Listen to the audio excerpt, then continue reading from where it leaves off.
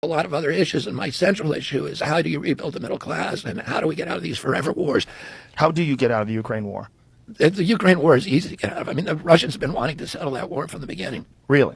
Yeah. I mean, the Minsk Accords was a settlement, and that was, that we basically, encouraged Zelensky. As Zelensky ran in 2019, here's a guy who's a comedian and and an actor, which I'm not saying in a disparaging way, but he's probably should. My wife is those things too. Yeah. So, but so how did he win with 70% of the vote? He won because he ran on a peace platform, promising to sign the Minsk Accords, which was an agreement that Russia, France, and Germany had all agreed to, which would have left Donbass as part of Ukraine as an autonomous region, so they can now enjoy their own language, the ethnic Russians, and protect themselves from attack by the central government, which was U.S. Installed central government, and that NATO would stay out of the Ukraine, and that's what the Russians wanted. A pledge that NATO will never go in, which we should have made for them. We have no business putting NATO in the Ukraine. We promised we'd never do that. We committed to it. And we've repeatedly violated those promises, and there's people in the White House who want this war, and they've said it repeatedly. Even President Biden has said the purpose of the war is to depose Vladimir Putin. And what, install a puppet government? Well, that's the thing. The same people who got rid of Saddam Hussein cost us $8 trillion. And Iraq is now worse off than we found it. We killed more Iraqis than Saddam Hussein. We forced Iraq into this bondage to Iran, where they're now a proxy state of Iran. We've reduced that nation into this incoherent mess that is just a battle between Shia and Sunni despots. We created ISIS. We then had to do the Syrian war, the Yemen war, the Afghan, Pakistan. We drove 2 million refugees into Europe and destabilized every democracy in Europe for the next 2 generations and created Brexit. That's what we got for that $8 trillion and the ravaged middle class in our country.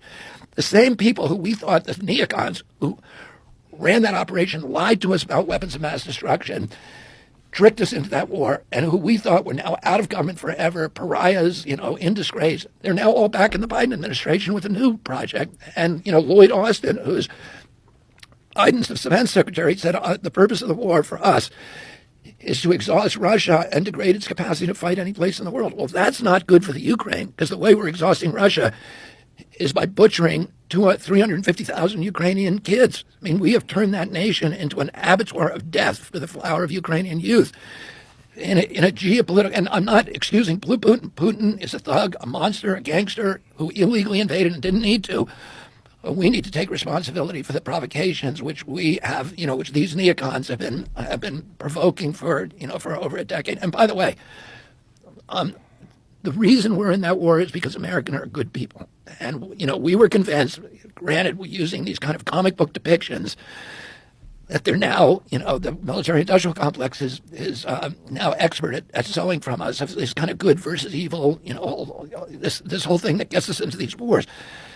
And keep, that war is a money laundering racket for the military contractors. The money is going there and coming right back, and then they all go on CNN, the generals, et cetera, who, if you look at their resumes, they're all working for General Dynamics and the military contractors, and they tell us we need to be in this war and tell us horror stories, et cetera. But we're there because Americans are good people, and they have compassion, and they want to redress a wrong. And by the way, my son went over there and fought.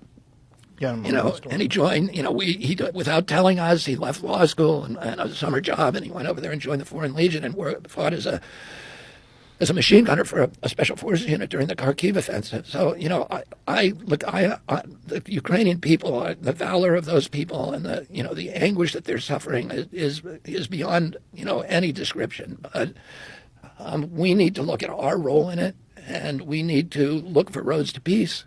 And not try to end the killing. There's 30 to 80,000 Russians kids who have died there too, and we shouldn't be exulting over that. We should be trying to find a settlement. The U.S. should be the grown-up in the room that's saying, how do we stop the bloodshed? That's what we should be doing over there, and not to achieve these. And I'll just say one other thing, Joe. That war's cost us $113 billion. That's the commitment so far. CDC's entire budget is $12 billion a year.